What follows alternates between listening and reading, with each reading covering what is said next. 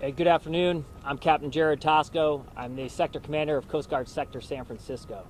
First and foremost, I'd like to send my deepest condolences and my thoughts and prayers to the friends and family of our three missing individuals. They're going through an extremely difficult and challenging time right now, and we are in close concert and communication with them, and will continue to do so throughout this search effort. I'd also like to recognize all of our Coast Guard crews and our state and local interagency partners who are part of the Unified Command. These teams have been out on scene, now searching ever since the initial call came in, continuously. Their dedication, their commitment to the search effort is impressive. I'd also like to recognize and thank the Good Samaritans who were on scene. Those Good Samaritans called this distress case in initially, made us aware of it, and then rescued people from the water.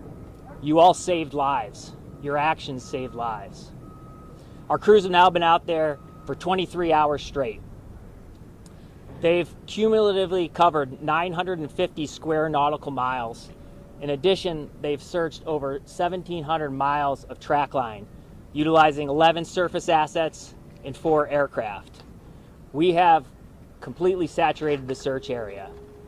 We were there, as I said, immediately upon notification of the distress, and we've been utilizing our search and rescue optimal planning system, as well as taking into account tides, currents, and prevailing weather conditions to ensure that we have the best search possible. Despite that extensive effort, we have been unsuccessful in locating any survivors within the search area.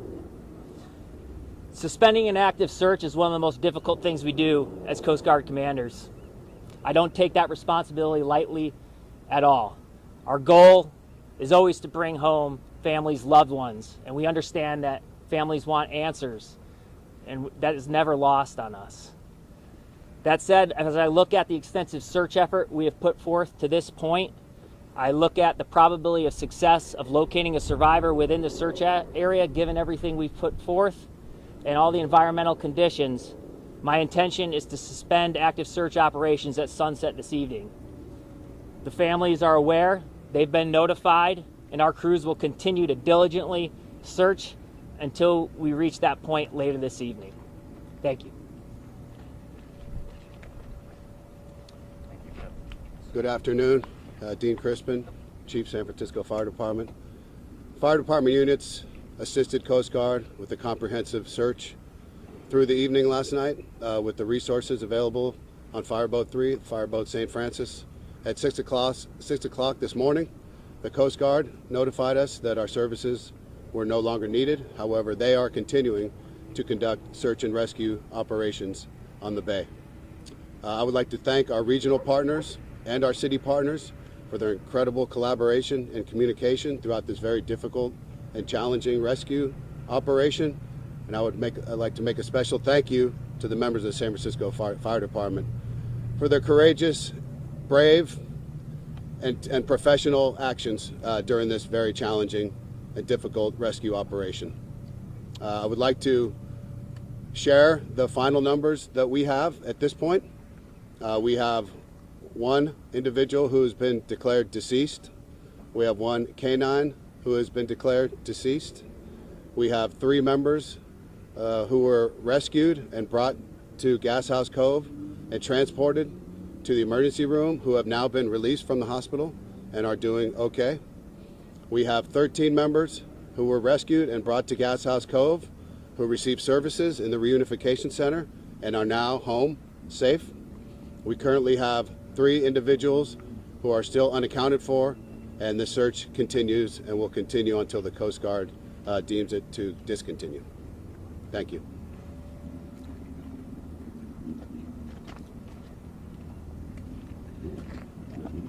First, I want to express my condolences to the family and friends of the known victim and to those friends and family of the 3 that are still missing. The search will continue through till nightfall. I want to say thank you to Captain, to the U.S. Coast Guard for their incredible service. I want to thank our police department. I want to thank our chief, Dean Crispin, our fire department, for their heroic attempts yesterday and heroic efforts to bring safely back 16 members of that trip out on the bay. These are the moments that you do not want to come down as mayor and see a loss of life. But I am also incredibly proud of the all hands on deck effort by multiple agencies throughout this region, from Marin to Oakland to San Francisco to the Good Samaritans.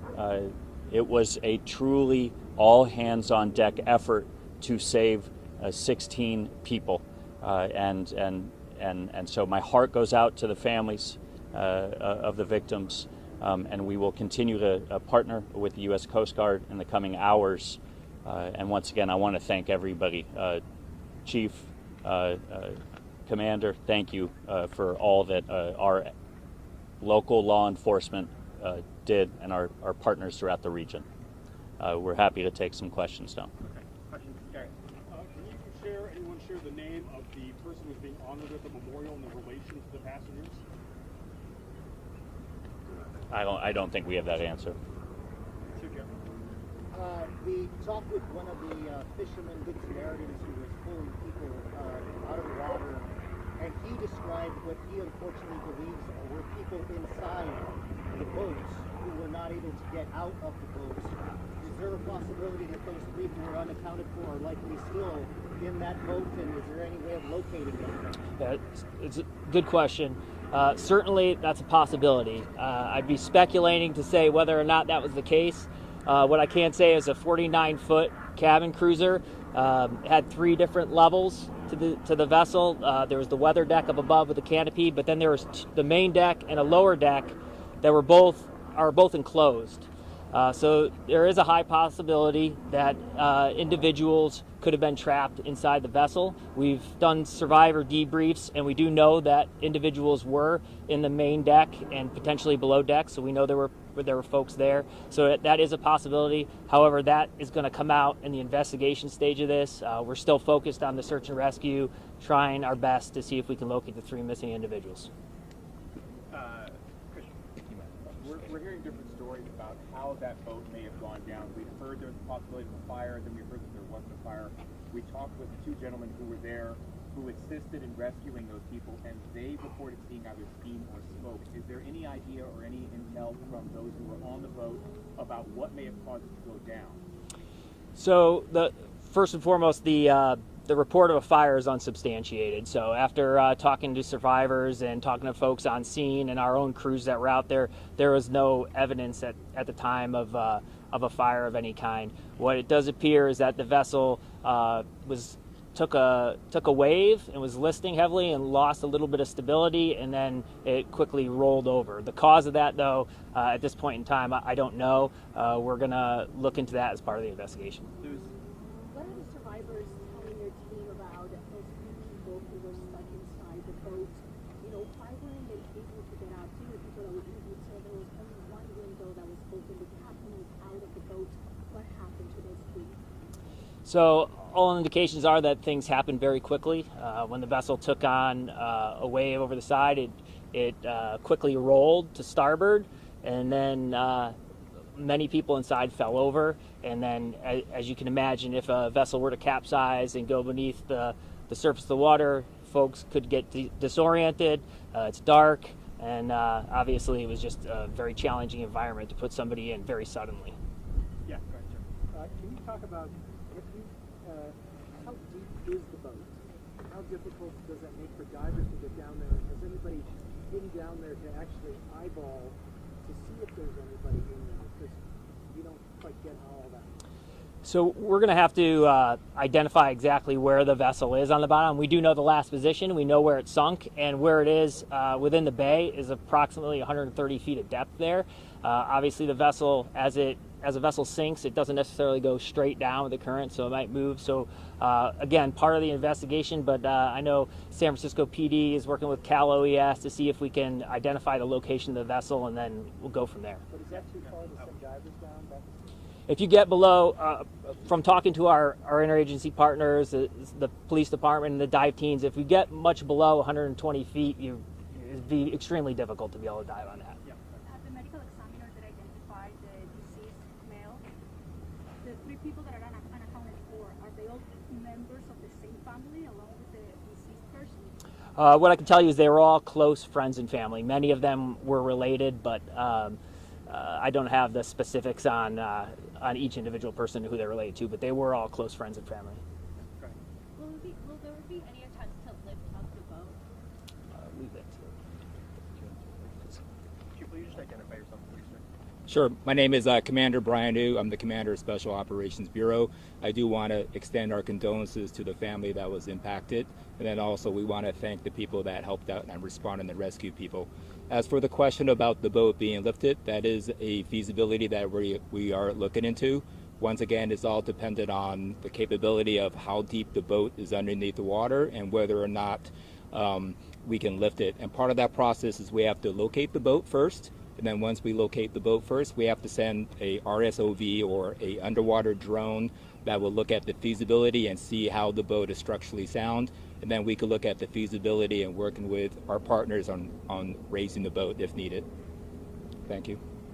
Was there an opportunity to put a GPS device on the boat before it totally sank? No, there was. We didn't have that capability available to do anything like that. We did mark the position. Our crews were on scene as well as our interagency, state and local. So we know the latitude and longitude of where it went down, and using some underwater capability, it could potentially be located.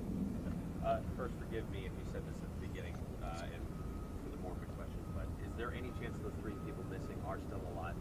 Well, we always hold out hope, right? That's why we're still searching. So while we haven't located them in the search area, doesn't mean that that's not a possibility, and that's why we're still out there. And you talked about the Good Samaritans that came in. So, did the quick actions of the fishermen actively save lives? 100%. Those individuals were first on scene. I know that there was, in addition to the fishermen, there was also kite boarder that was out there that allowed at least 4 or 5 people to cling to their sail and their board. So no question, no doubt, with all the cases we see here in San Francisco Bay and the dire gravity of a person in the water type situation, those folks save lives.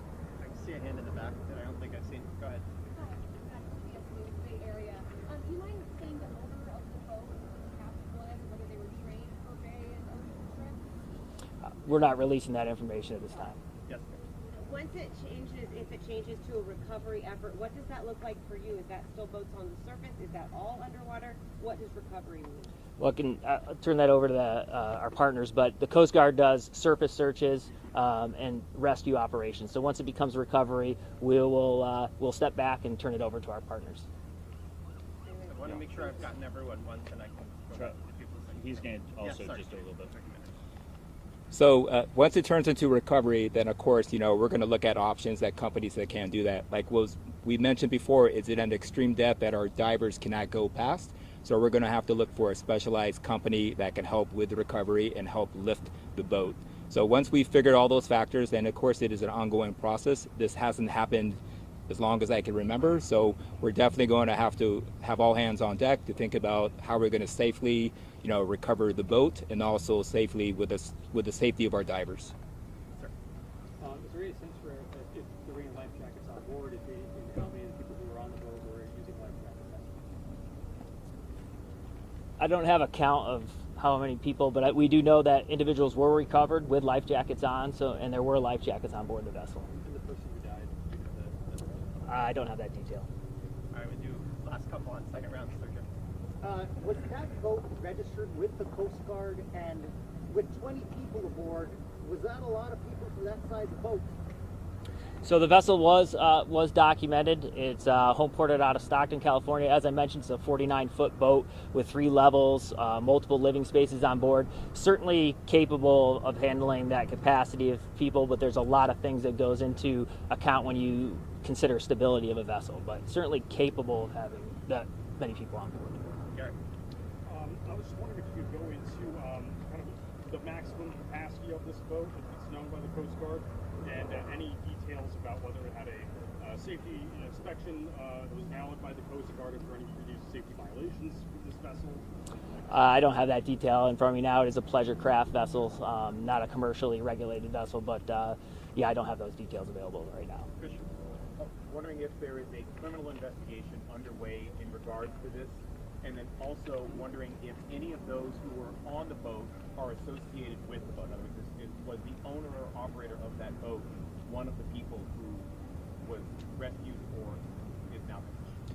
The first part of the question I can answer, it is an ongoing investigation. Once we get more information, we'll determine whether or not that happens.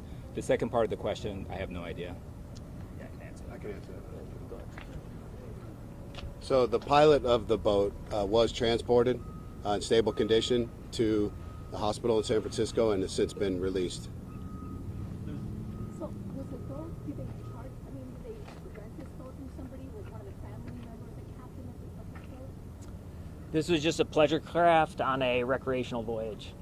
So it was a family member, the one that was the captain of this boat? They were all close family and friends, but all related or close friends on board. If there is an investigation, what agency will lead that? The San Francisco Police Department will lead that investigation. Is there any possibility of shipping routes being closed or impacted by any attempt to recover the boat? Certainly that's a possibility. We would have to look at safety of that operation. So during the actual search effort, we did put a couple restrictions on some vessels. We had a couple that were outbound for sea that I directed to Anchorage temporarily just for two reasons. One, to keep the search area clear and safe so that our assets could run their search patterns. But then secondly, with the sunken vessel, I wanted to ensure there was no hazard to navigation within the water column. So until we could verify those things, we sent that vessel to Anchorage, and we had two vessels that were going to accept pilots that we asked that they delay coming in. So since then, we've verified there was no obstruction or hazard navigation in the water column, and we've opened the waterway, but we are utilizing the eastbound traffic lane for both inbound and outbound, and our Coast Guard Vessel Traffic Service is coordinating those transits. We're going to do last two. One is Based on the preliminary investigation, do you guys believe this was preventable? Or what will you tell voters that are planning on navigating the San Francisco Bay Area in order to prevent these tragedies from happening? So I don't have enough details right now to tell you whether it was preventable or not, or because I don't know the cause of it. What I would say is that anytime you take a vessel out on the water, in the ocean, the bay, it's a dangerous evolution in and of itself. So you need to have the required safety gear on board. You need to have life jackets, life rafts. You need to have your flares and visual distress signals, and you need to have a good communication plan so that if you do end up in trouble, we can get out there and help you out. You said the boat was out of Stockton because they sailed from Stockton to the point where they were distressed, or where they got somewhere here, and where did they leave from here? Our understanding is they're home ported in Stockton, but they left from St. Francis Yacht Club, headed out to Angel Island, and then after they departed Angel Island is when they had the emergency. okay. Thank you very much, folks. Thank you.